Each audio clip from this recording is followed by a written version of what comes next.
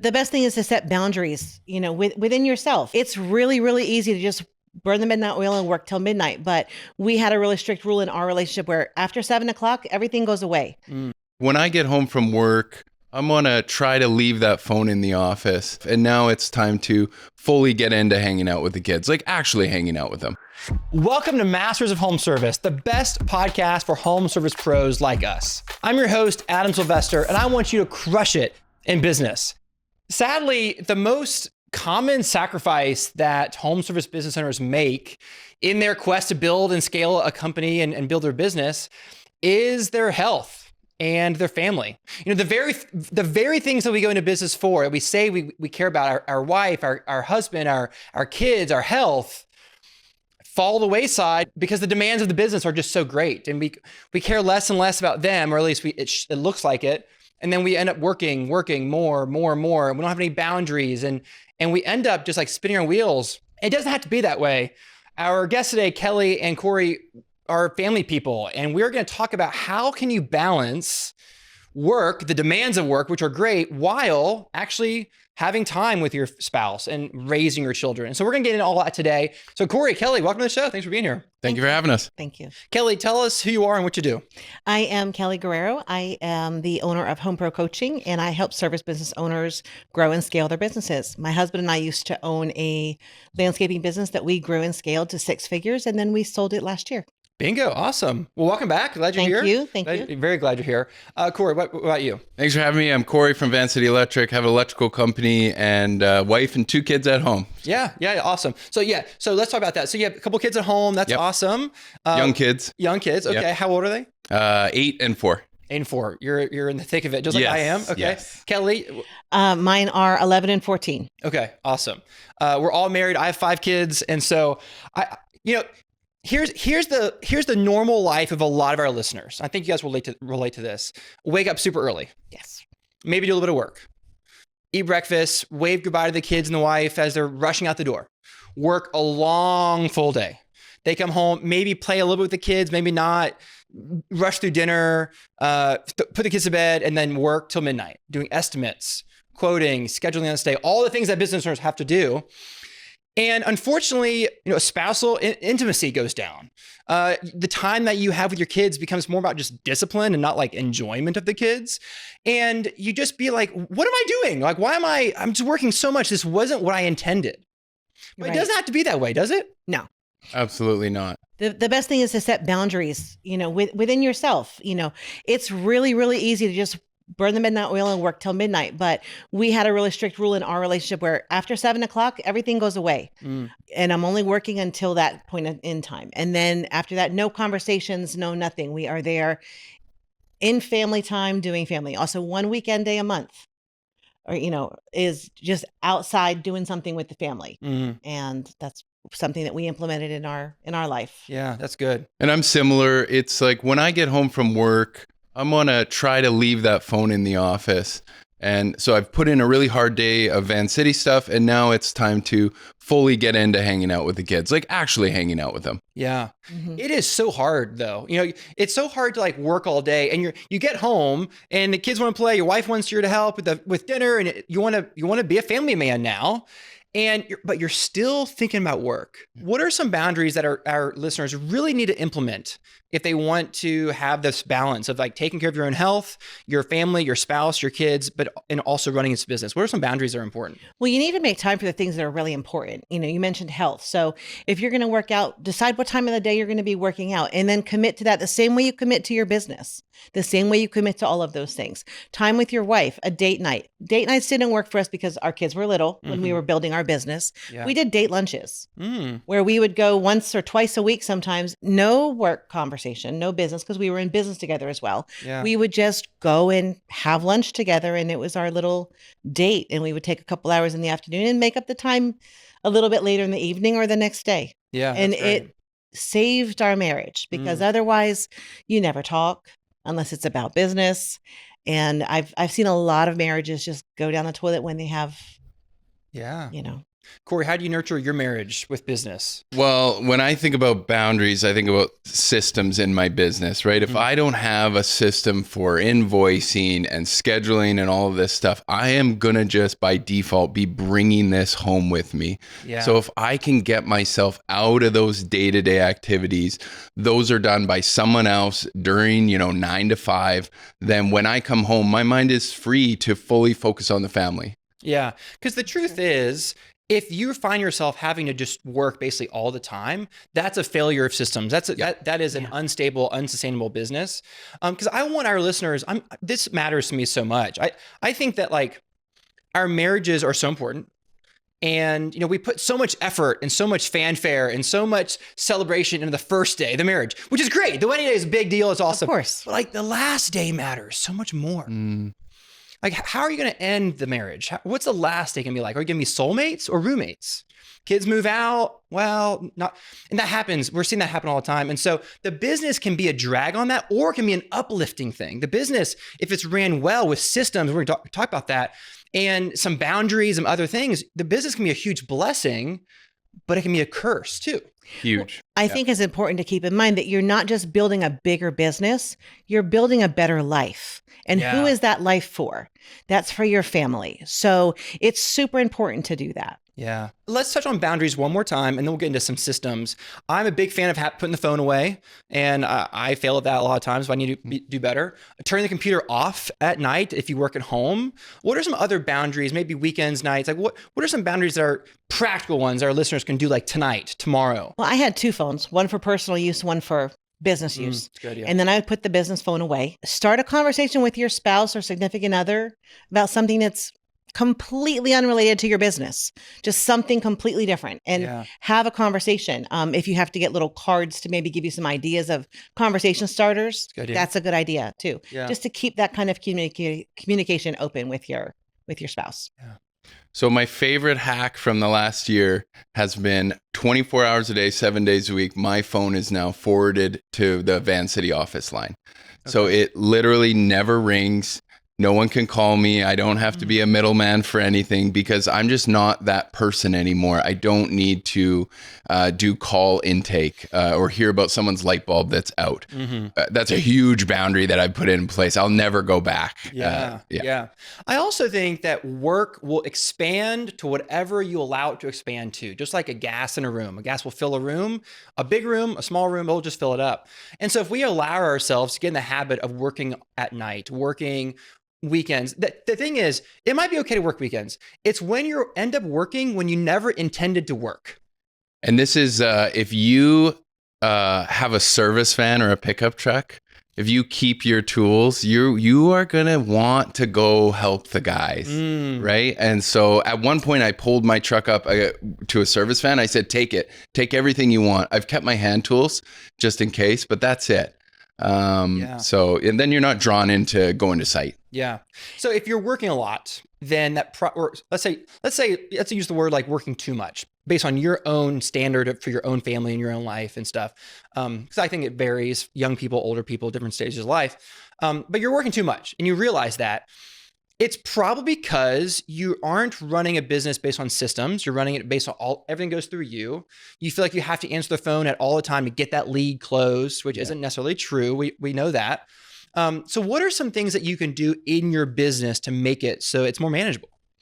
Set systems and automation and delegate and let somebody else do the work.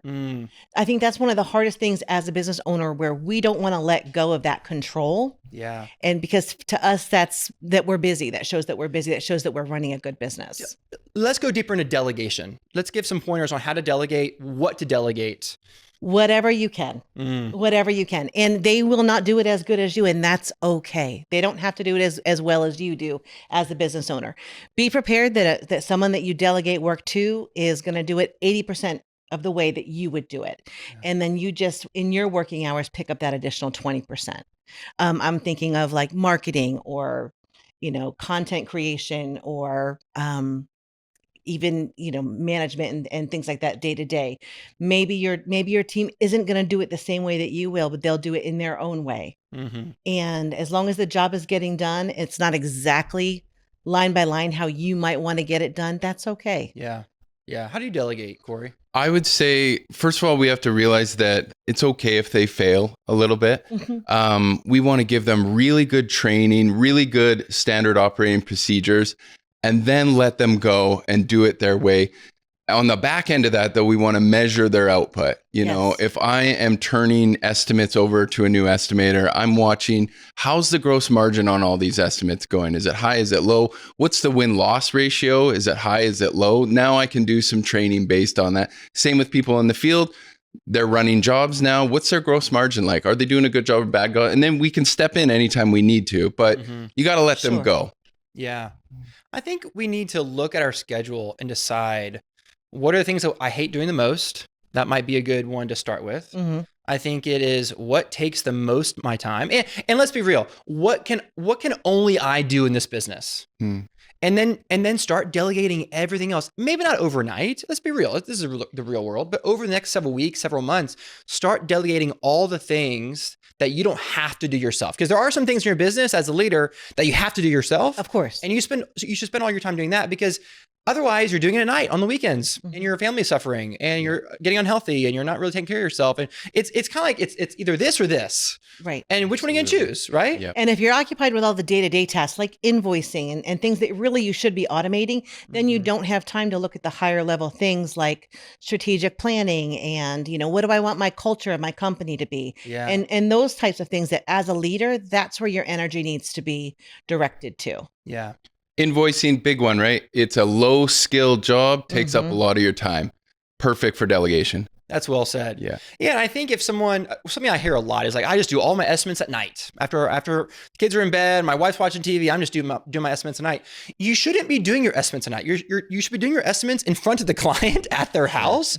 Your whole quoting system is broken. Or better yet, you should have someone going and doing estimates for you. You could hire a salesperson. That was a game changer in our business. When that was off of my plate, I had so much more time to dedicate to other things that grew the business to the point where we were able then to sell it. Yeah.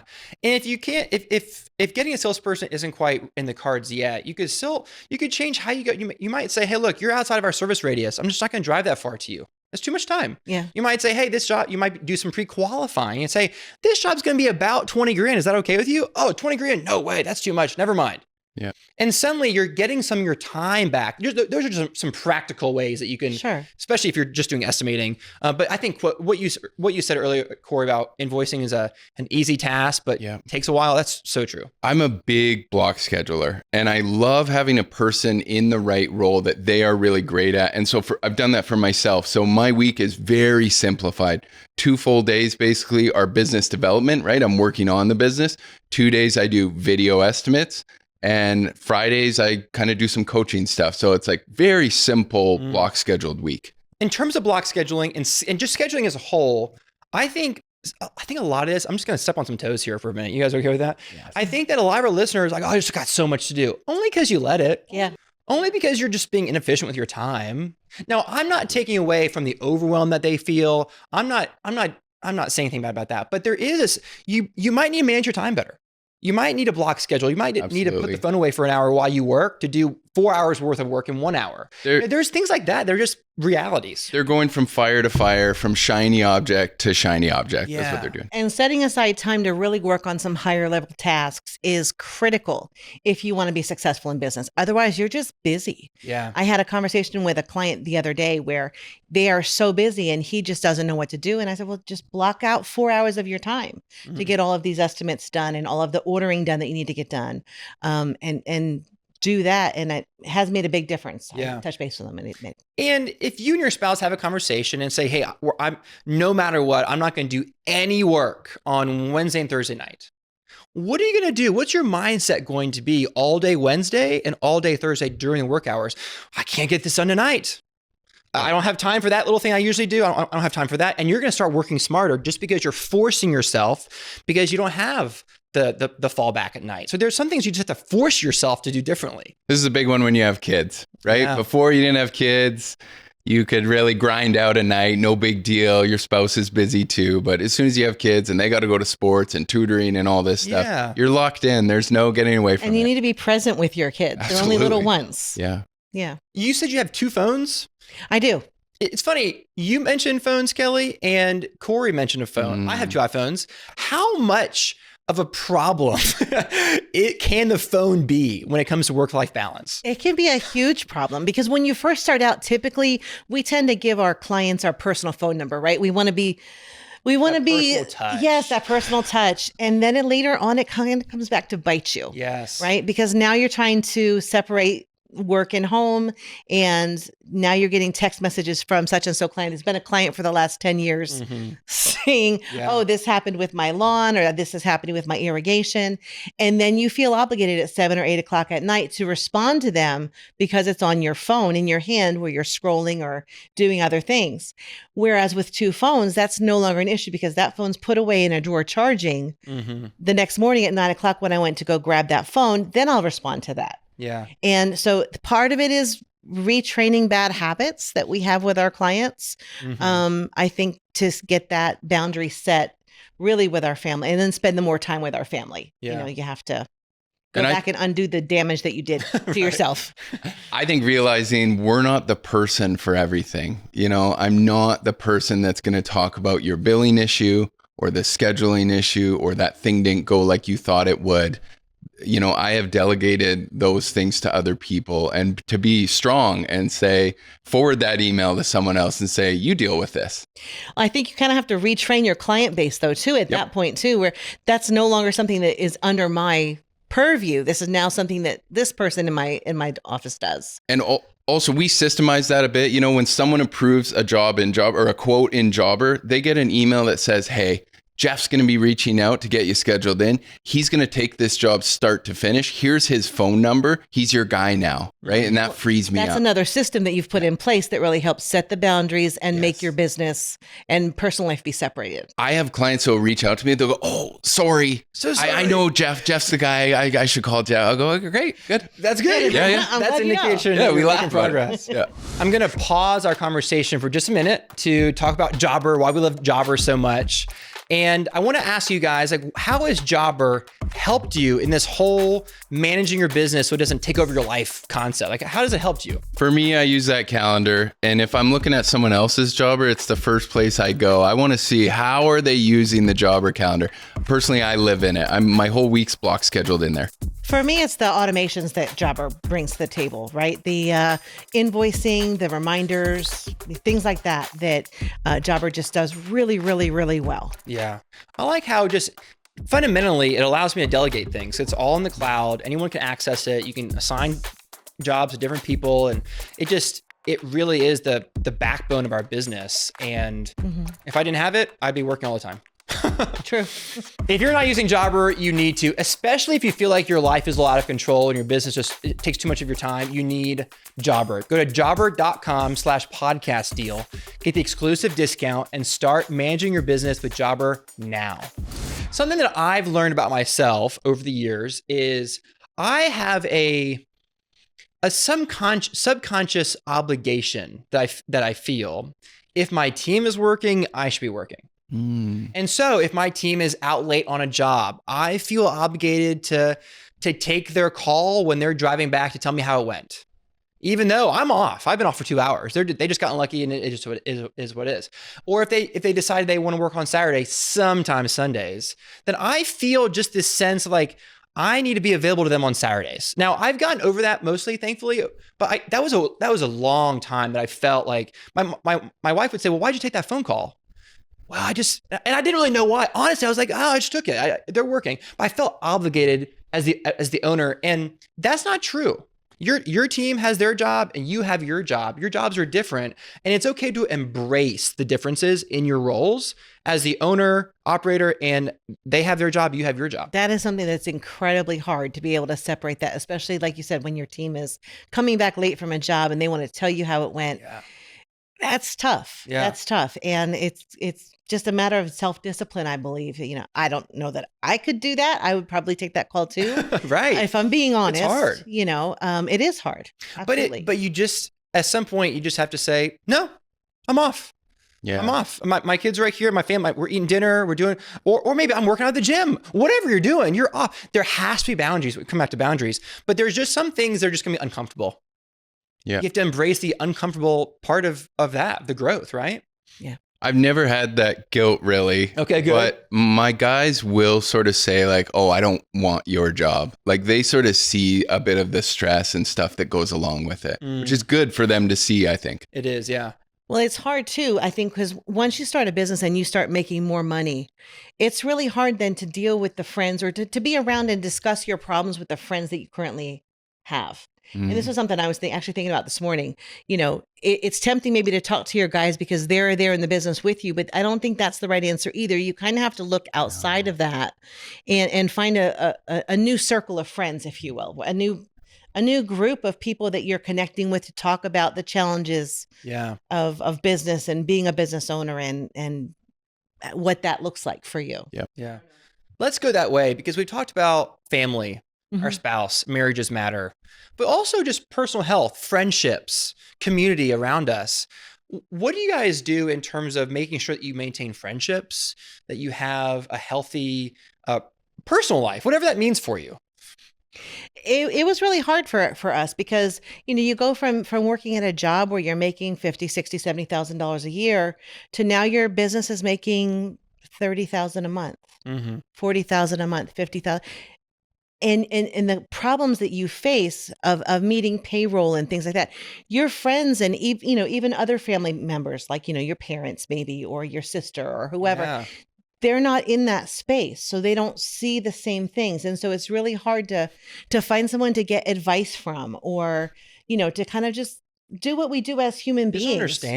Understand each other and conversate about it. Sometimes they don't understand. They just hear that big number. I'm like, wow, you're making that much. And their eyes just get really big, right? And it's, I'm making that much, but I have this much in payroll and these are my expenses and it's tough. Yeah. It's tough.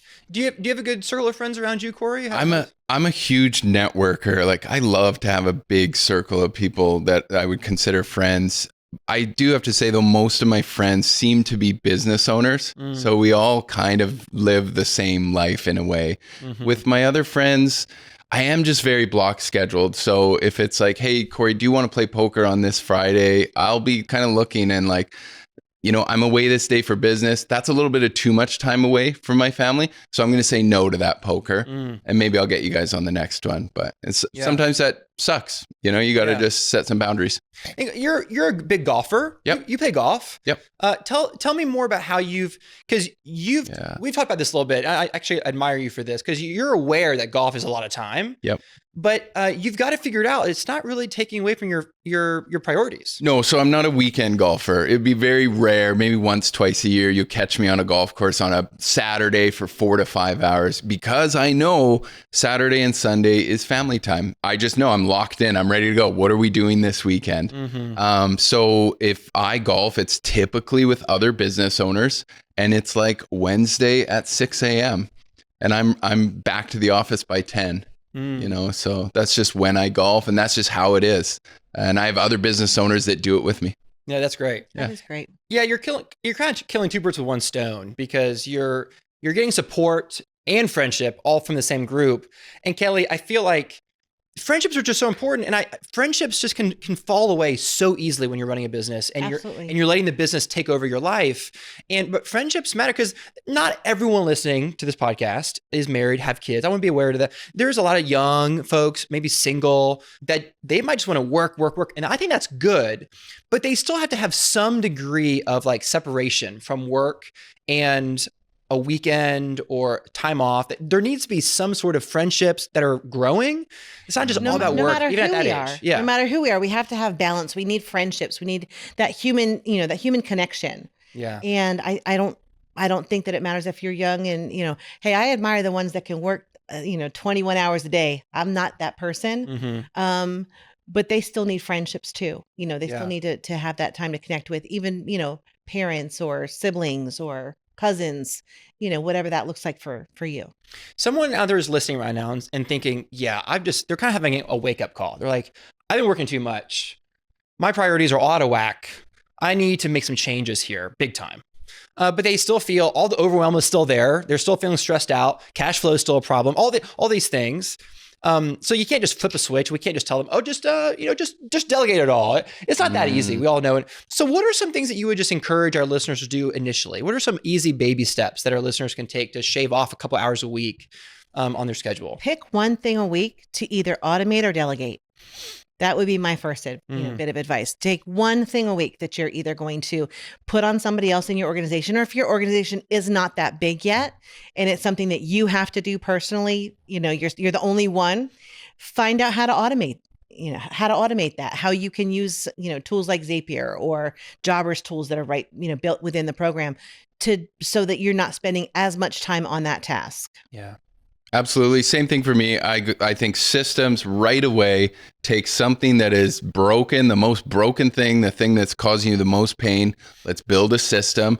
Boom, we're done with that. Now let's get on to the next system and keep going. Yeah. And I'll go off of what he was saying before with block scheduling. Block schedule it out that, if you've got this overwhelm of work, you're going to dedicate 3 hours to this particular type of a task today. Whatever you don't get done, it has to wait until the next block. Yeah. And you got to force yourself. You do. Block scheduling should almost be the first system you implement. I agree. You have a goal or a system you want to build. That's great. And then you go to your schedule and you block schedule the time to build that. That's great. I think that a little hack that I would say is ask your spouse or ask your kids or ask your friends what their perception is. Hey, if you were to make one change in my life, what would it be? Well, you always freaking answer the phone at noon, or they might have a totally different perception. Well, you're always doing quoting, you're always charging clients credit cards on Wednesday nights, you're always doing this, you're always doing X, Y, and Z. You're like, oh yeah, I guess so. I never really thought about that. They're gonna have a very unique perspective of how you spend your time. Well, you're always on your phone. You're always texting your buddies. Why don't you text me instead? Or, they're going to have, and you're assuming you have a supportive spouse, all this kind of stuff, but even friends would have a good insight. If you're hanging out with your friends on the weekends and you're always doing X, Y, and Z, you don't even realize it. Or, well, it seems like, when we talk, you don't really seem present. It just kind of seems like you're always thinking about work, or every time I ask you so how's it going? You go straight into work. Yeah. Is that all you think about? It's hard because a lot of times as a business owner, and I'm going to step on some toes here. Yeah, that's all we think about. We're looking to build something huge. Yeah. That's going to change our life and our family's life forever. So, True. Yeah. I love the ambition, but balance is important too. Yeah. My buddies know that I'm not coming over to watch a game and sit and drink a beer. I'm just never going to spend my time doing that. If you want to go out and do something, I'm in. But I'm just not a let's catch up guy. And they just know that's just Cory. Yeah. This was a great conversation. Thank you so much for all that you guys said. I think this was really helpful to our listeners. I got a lot out of it too. I got 3 takeaways here. Number 1 is set boundaries. The best fences make the best neighbors, and the best boundaries make the best relationships. And so it might mean leaving your phone in a desk drawer. It might mean just refusing to respond to that text until the next morning. Whether you're young and single, married with kids, retired, you just have to have boundaries no matter what. And Adam, I think if you have a business that is has a lack of systems and it's very chaotic. I always think of Disneyland, when there's a new ride or it's Mickey Mouse's birthday and there's 100,000 more people in the park.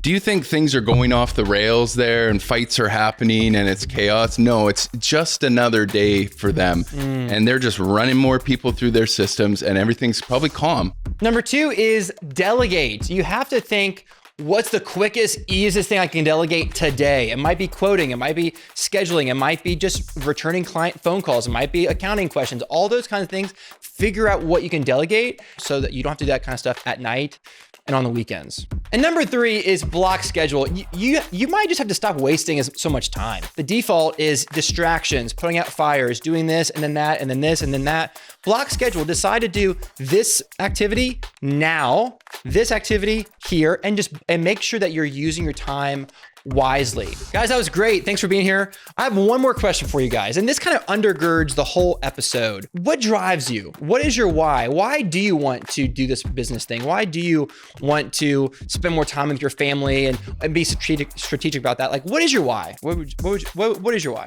For me, my why is I want a better life for my family. I want to give to my kids what I didn't have. And I want to be able to do that with some money in the bank. Adam, I think there's a lot of people out there like me that maybe you don't have a fancy why. You know, my why is like, life's short. We only get to do it once. Like, what am I capable of? I don't think I'm done yet. I'm still going. But I guarantee your why wasn't, I'm going to work till midnight at the expense of my family. That was never your why. So why are you doing it now? Yeah. Family time is different for every single person. But I think what it really comes down to is we end up doing things that we never intended to do.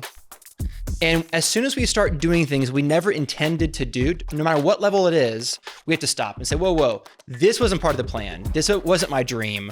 This wasn't what my family wanted from the start. And so I need to start making changes now. Yep. For sure. If we're not making life better for our family, and like that's my why, then why am I doing it? If I'm spending all of my time on these busy tasks, then it doesn't make much sense because no one's life is better. We have more stress, we have more chaos, and that's not it. Kelly, how do people find out more about you? I am homeprocoaching.com. All social media handles is Homepro Coaching, and my website, of course. Awesome. Hey guys, I'm Cory from Vancity Electric. You'll find me on LinkedIn and Vancity Electric on Instagram. Well, you guys are crushing it. Thanks for being here. I really appreciate your insights on family balance, work balance, and just being a healthy business owner. I think is what it really comes down to. So thanks for being here. Thanks for having us. Yeah. On the next episode, we're talking about what it really takes to build $1 million cleaning business and how your path changes depending on whether you go residential or commercial. We'll dig into the pros, the challenges, and how to find the lane that fits your goals. Follow or subscribe today so you don't miss out. And thank you for listening. I hope that you heard something today that will inspire you to put more boundaries in place, delegate more, and build the life that you actually want, not one that you just kind of ended up in with your business. I'm your host, Adam Sylvester. Go to adamsylvester.com. You can find me there and interact, ask me questions, tell me what you like about the podcast. I really want to hear from you. Your family and your team and your clients deserve your very best. So go give it to them.